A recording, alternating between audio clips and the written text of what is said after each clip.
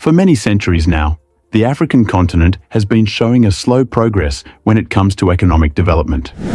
Even some of the nations in Africa with the highest GDP per capita would be among the lower middle-income countries in Europe or North America. Africa has been experiencing numerous problems and challenges that are both internal and external. Finding and understanding the issues at hand has the potential to guide economic policy and aid efforts to address the root cause of the problem, rather than band-aiding over the symptoms. While numerous contributing factors exist, a recent MIT study by Daron Acemoglu and James Robinson sheds light on potentially more influential reasons why wealth creation remains elusive for much of the continent despite substantial aid and charitable efforts. So what are those fundamental issues that MIT researchers found out that could be behind Africa's slow growth? How can these issues be mitigated? And finally, will Africa experience some positivity after these issues are handled? These are some of the key questions that we are going to answer in today's episode, so we just want you to stay hooked till the end as we unravel the deep, dark mysteries behind Africa's economic fate. Before we get into the real agenda of this video, let's go back to history and see how all of this was started. The imposition of colonialism on Africa altered its history forever.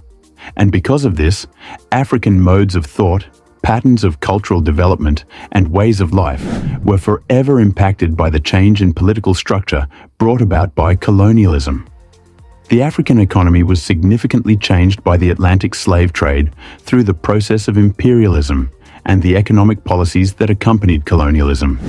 Prior to the scramble for Africa, or the official partition of Africa by the major European nations, African economies were advancing in every area, particularly in the area of trade. The aim of colonialism, as we all know today, is to exploit the physical, human, and economic resources of an area to benefit the colonizing nation. European powers pursued this goal by encouraging the development of a commodity-based trading system, a cash crop agriculture system, and by building a trade network linking the total economic output of a region to the demands of the colonizing state. This development of colonialism and the partition of Africa by the European colonial powers thereby arrested the natural development of the African economic system.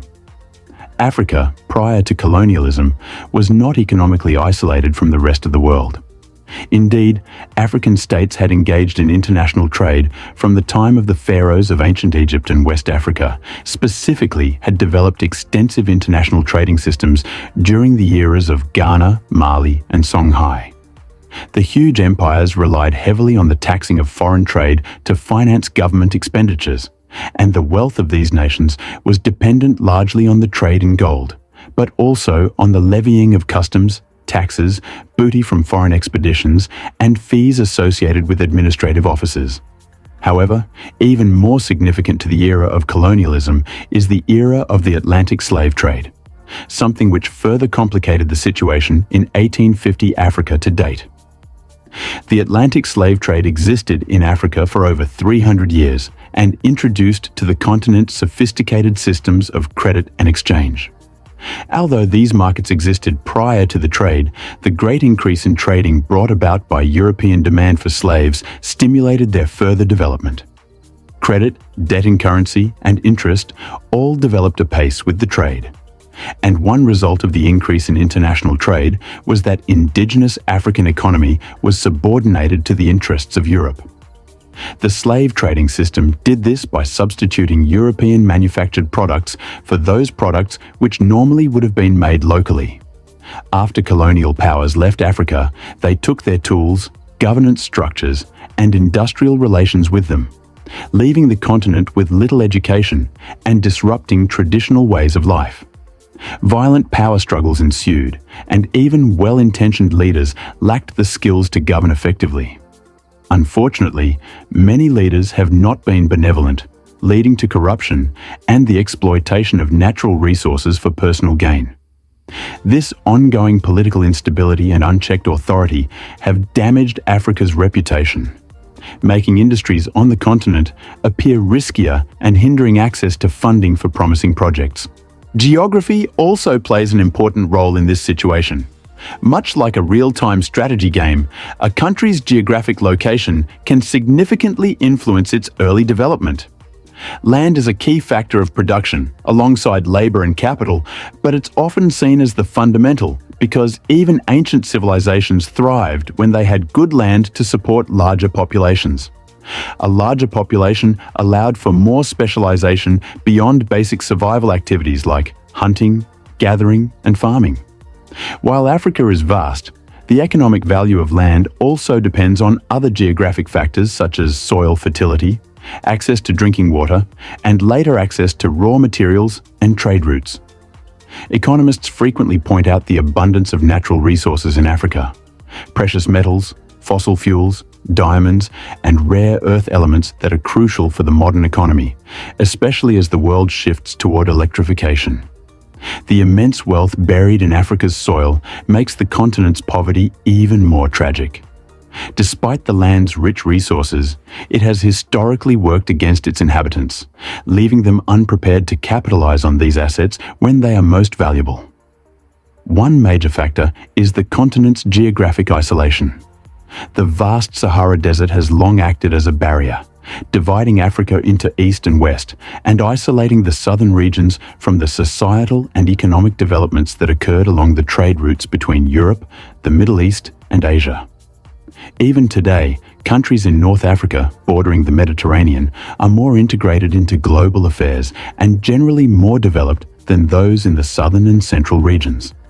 Isolation from early global trade and the spread of ideas and technology put the southern regions of Africa at a disadvantage compared to their northern neighbors. This isolation later made them vulnerable to exploitation by technologically advanced regions that established connections with the continent in ways that were far from mutual benefit. In addition, the land in much of Africa is not particularly fertile. The transition to productive agriculture, a major milestone in human history, was naturally easier in regions with richer soil.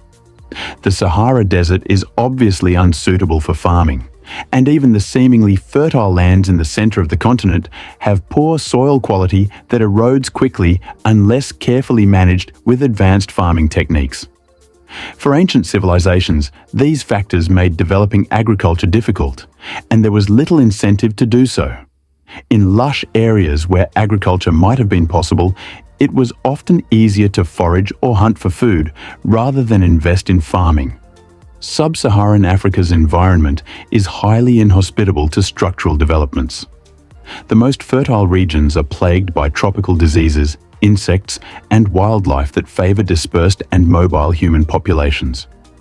Anthropologists compare this to the trap of sedentism theory, which suggests that in areas rich in resources like fresh water, wood, and few predators, early humans would settle for generations until resources were depleted, eventually forcing them into agriculture.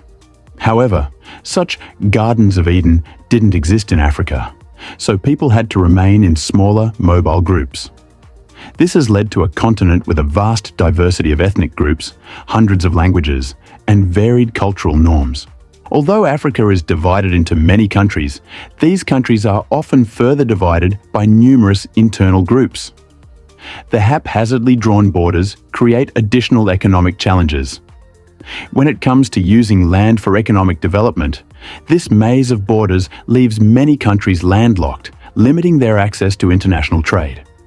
Transport infrastructure is minimal, with much of it either underdeveloped or consisting of deteriorating rail lines left by colonial powers, originally designed to exploit resources rather than support independent economies.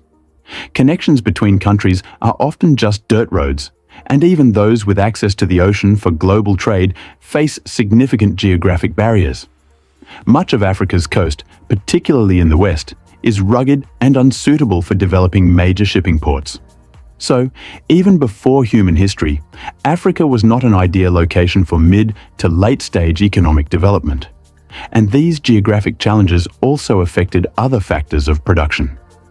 Macroeconomists frequently have held talks about the way land, labor, and capital interact to influence an economy. In the case of Africa, it had land that was less than ideal for farming, trade, and industry. which meant it had a smaller, more splintered population labor, which meant that they were less concentrated in centers of commerce, which also meant that instead of developing and sharing technologies and infrastructure, capital, they focused more on just surviving. But there was also another element, and that was entrepreneurship. Now, when economists talk about entrepreneurship as a factor of production, they aren't just referring to individuals starting business. They mean people or institutions that can effectively coordinate the other factors, land, labor, and capital, into productive use. Many economists often combine entrepreneurship with labor, since labor includes not just the number of workers, but their skill levels. A more skilled workforce should lead to higher economic output. And since entrepreneurship is essentially another skill, it's often merged with labor. However, Africa's economic situation highlights why entrepreneurship is important enough to be considered a separate factor on its own. You may be wondering where all these came from. But just remember, all these is based on the work of Daron Acemoglu and James A. Robinson in their publication titled, Why is Africa Poor? Despite these challenges, it's crucial to understand the underlying reasons for the slow adoption of technology in Africa.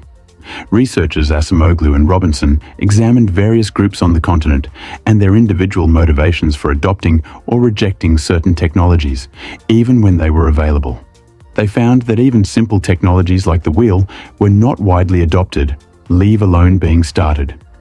The wheel's ability to provide cheap transportation makes it easier for societies to grow beyond small village groups by enabling resource trade between areas and allowing people to specialize.